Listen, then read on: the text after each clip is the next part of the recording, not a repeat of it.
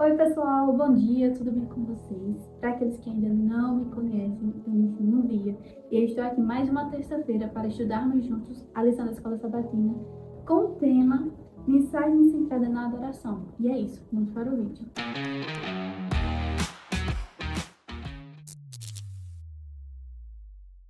Bom, como eu falei, o tema de hoje, terça-feira, é mensagem centrada na adoração. Se eu não me engano, a parte de segunda, né, fala um pouco sobre compartilhar, né, compartilhamento e tudo mais, mas a gente vai centrar na adoração.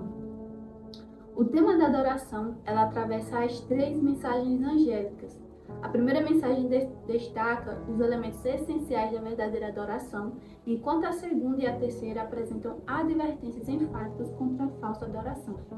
O primeiro anjo, ele ordena que todos adorem aquele que fez o céu, a terra, o mar e as fontes e as águas, pelo fato de que ele já começou a julgar os habitantes do mundo. O sinal da nossa adoração e fidelidade a Deus é nosso amor por Ele, que se expressa em guardar seus mandamentos, o que inclui a santificação do sábado. Em Êxodo 31:13, Deus exorta os israelitas recém-libertados a guardar o sábado, pois é sinal entre mim e vocês de geração em geração. Ou seja, quando algo é de geração em geração, ou seja, não tem fim, porque sempre vai surgir uma nova geração. E essa mesma geração que surgiu, ela tem que ter os conhecimentos da geração anterior, ou seja, vai passando de geração em geração. Para aqueles que dizem, né, que o sábado foi abolido e que não sei o quê, Deus disse que é para passar de geração em geração. Ele não, em momento nenhum, ele disse que era para acabar isso de guardar o sábado com essa lei que está nos 10 mandamentos, tá?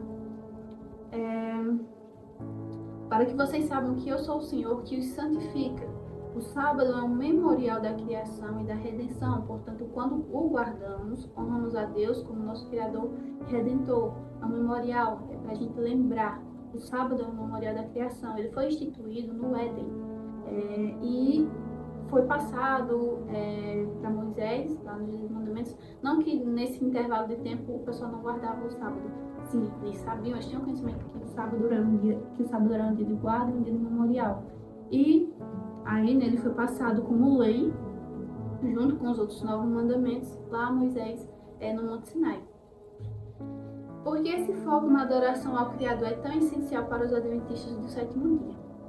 Pense no início do movimento adventista. Logo depois do grande desapontamento de 1844, os pioneiros adventistas começaram a estudar as profecias de Daniel e Apocalipse para descobrir o que não haviam entendido a respeito da segunda vinda de Cristo, que eles acreditavam que ocorreria em outubro de 1844. Como nós sabemos, em outubro de 1844, durante o grande desapontamento, eles erraram o acontecimento, mas acertaram a data. Ou seja, em 1844 foi quando Jesus foi para o Santuário Celestial. Santuário Celestial? Acho que é isso mesmo que chama, como chama, né? E eles erraram o evento, porque não era a volta de Jesus Cristo, era a entrada de Jesus no Santuário Celestial. Então, quando ocorreu esse grande desapontamento, que eles estavam esperando naquela noite Jesus voltar, ele não voltou, e aí passou o dia, eles se reuniram novamente, e aí eles foram estudar o porquê que Jesus não tinha voltado, o que faltou, né, para eles terem entendido a mensagem. Então eles começaram a estudar novamente Daniel e estudaram Apocalipse. E aí eles encontraram o verdadeiro motivo, entenderam o porquê que Jesus não tinha voltado, e tudo isso, mas como a gente já tem um leve conhecimento, né, do que foi. Nesse mesmo ano, sem o conhecimento dos primeiros adventistas, estavam acontecendo várias coisas que transformariam o mundo profundamente. Olha só esses acontecimentos, pessoal.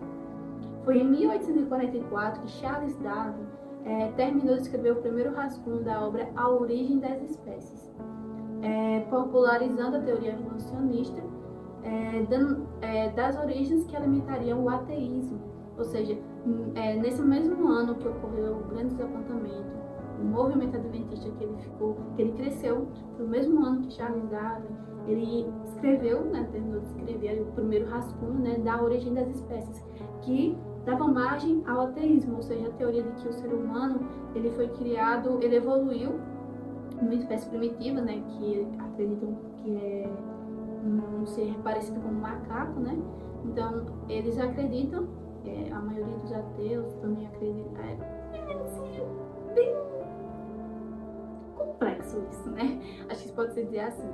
Mas eles acreditam, né, que o ser humano ele evoluiu do animal. Então, na mesma época que em 1844 teve esse evento, esse grande marco para o pessoal adventista do sétimo dia, né, os pioneiros adventistas também teve isso. Para o pessoal aí ateísta, evolucionista, né, que estava surgindo também naquela época.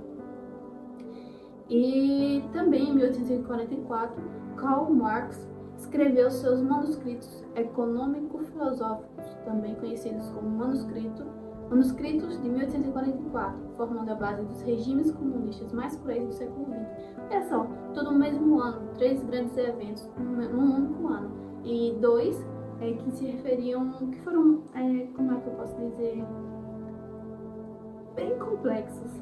O de 1844, né, o desapontamento, né, ele também foi complexo, só que ele serviu para que os adventistas tivessem uma base mais, uma base não, mas eles começassem a estudar mais, a buscar mais esse conhecimento que meio que faltou ali, para que eles tivessem entendido realmente o que o evento que aconteceu em 1844.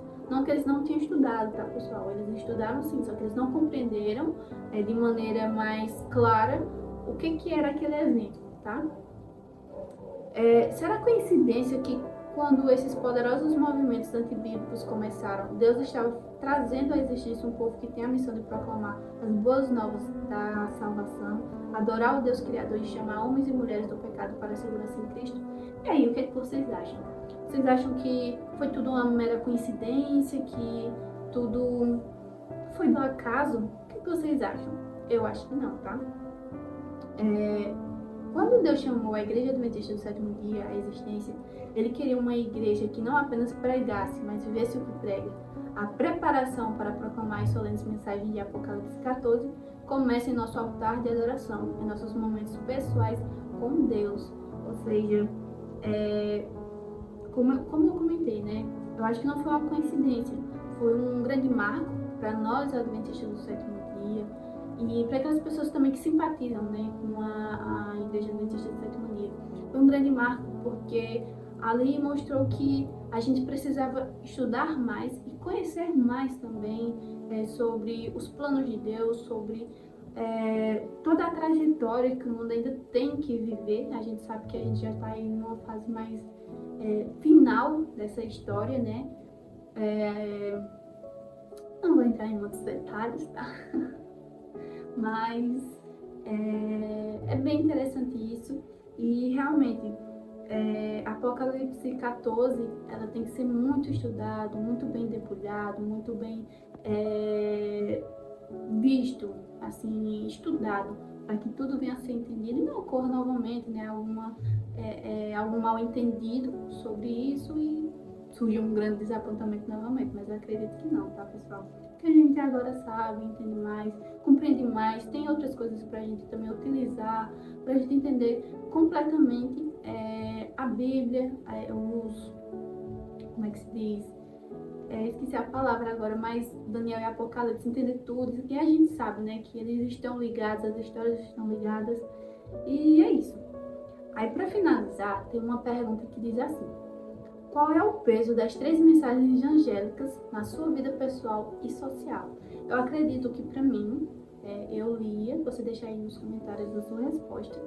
Para mim, o peso das 3 mensagens angélicas na minha vida pessoal e social é que na minha vida pessoal eu vou obter, né, conhecimento sobre o que elas estão falando e sobre a importância delas para a minha vida e também para a vida das outras pessoas, porque a partir do momento que eu sei e que eu conheço o que elas estão falando, eu também tenho que transferir esse meu conhecimento para as outras pessoas. E é aí que entra a parte social, né, a vida social, porque eu vou estar também espalhando essa mensagem e levando conhecimento a outras pessoas também, que talvez não saibam do que se trata Apocalipse 14, do que é as 3 mensagens angélicas. Então, eu vou estar transferindo esse conhecimento, obtendo conhecimento e transferindo o conhecimento também. E é isso. rapidinho, né? Toda terça-feira a gente estuda rapidinho e é muito legal as histórias de terça-feira. E é isso, pessoal. É muito legal a gente estar estudando agora essa parte de adoração sobre as 3 mensagens angélicas. É bem legal. Bom, tô gostando bastante. E aí, você está gostando? Deixa aqui nos comentários algo que você gostaria que a gente acrescentasse aqui no nosso dia de escola sabatina, uma dica, uma sugestão. Deixa aí nos comentários que a gente gosta de ler bastante quando vocês comentam, tá? Deixa seu like também no vídeo. E antes da gente encerrar, vamos fazer uma breve oração, tá? Oremos, Santíssimo Deus Eterno Pai, obrigado, Senhor, por mais uma terça-feira estarmos estudando a Tua Palavra e entendendo mais um pouco, Senhor, sobre as 3 mensagens angélicas e sobre a importância delas, Senhor, para o nosso tempo. Que o Senhor abençoe o dia dessa pessoa que está assistindo esse vídeo e que ela possa ser tocada e levar, Senhor, o conhecimento, obter o conhecimento e levar o conhecimento, Senhor, sobre a Tua Palavra para outras pessoas também. É isso que eu te peço e te agradeço, em nome de Jesus Cristo. Amém. Nos sigam nas nossas redes sociais. Foi um prazer novamente estar aqui com vocês. E é isso, pessoal. Um beijo e até a próxima.